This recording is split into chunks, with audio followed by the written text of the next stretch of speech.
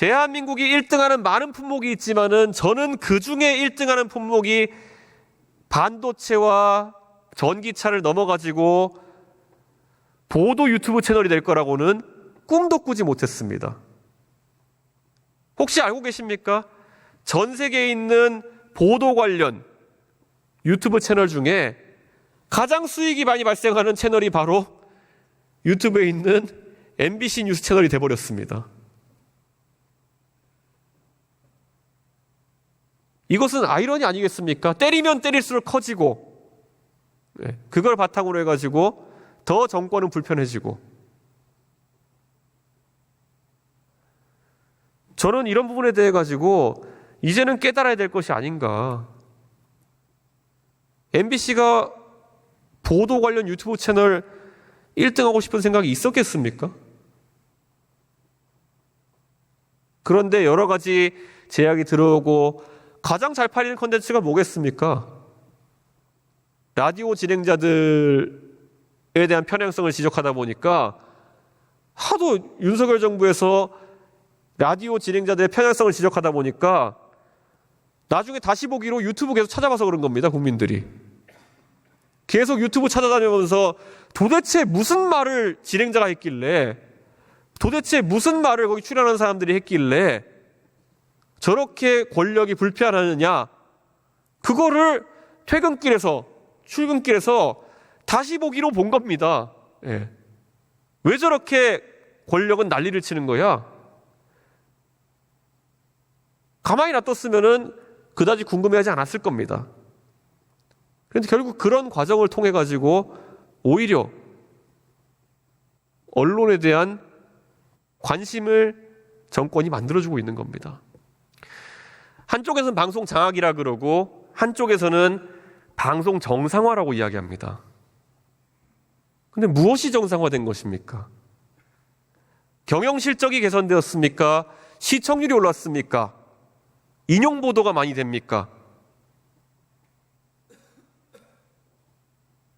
그런데 이것을 굳이 한번 찍어 먹어보고 다시 또 다른 영역으로 전개시켜 나가봐야 될까요?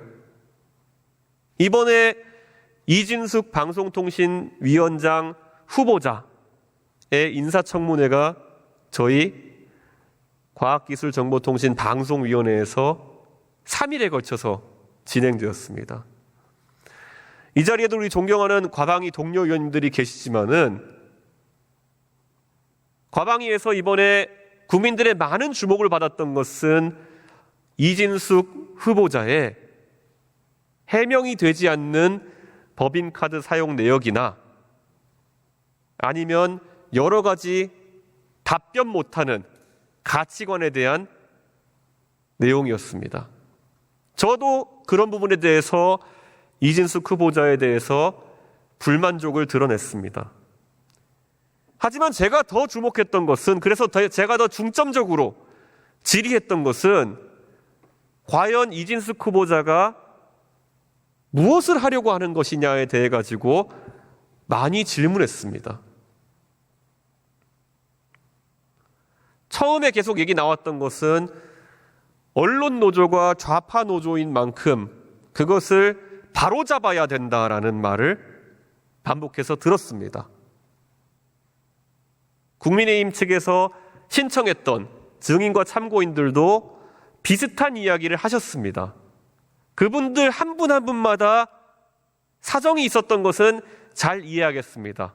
그분들 한 분 한 분도 어떤 분은 MBC의 사장이었고 어떤 분은 MBC의 간부였고 어쩌면 이 극한의 진영 대립 속에서 억울한 이야기들이 각자 있는 분들이었다고 저는 생각합니다. 그러나 그분들이 겪었던 억울함이나 아니면 잘못했다고 판단하는 부분에 대한 정부, 여당, 그리고 이진숙 후보자의 바로잡는, 사실 바로잡는다는 표현 자체가 굉장히 모호하지만 그 교정 방법이라고 하는 것이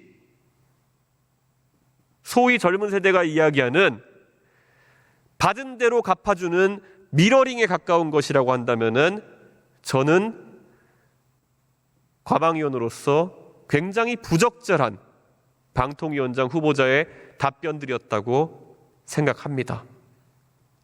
국민의힘도 왜 그런 모험을 걸려고 하십니까? 적어도 지금의 공영방송 사장이라는 사람들이 잘못되었다는 인식이 있고 그것을 교정하겠다는 생각으로 또 들어간다면은 적어도 다음에 임명하는 사장, 다음에 교체되는 경영진 같은 경우에는 지금의 경영진보다 더 나은 판단을 해야 되고 지금의 경영진이 하는 판단과는 다른 방식으로 그걸 해내야지 그것이 유의미한 것입니다.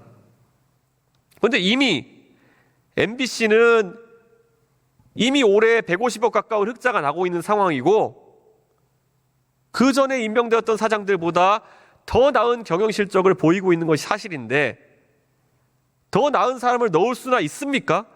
그런 자신감이 있습니까? 자신감도 없으면서 거위의 배를 가르겠다는 그 발상이야말로 정말 발전적이지 못한 그런 해법 아니겠습니까? 저는 이제는 이 무한 루프를 끊어야 되는 것이 아닌가라는 생각을 하고 있습니다.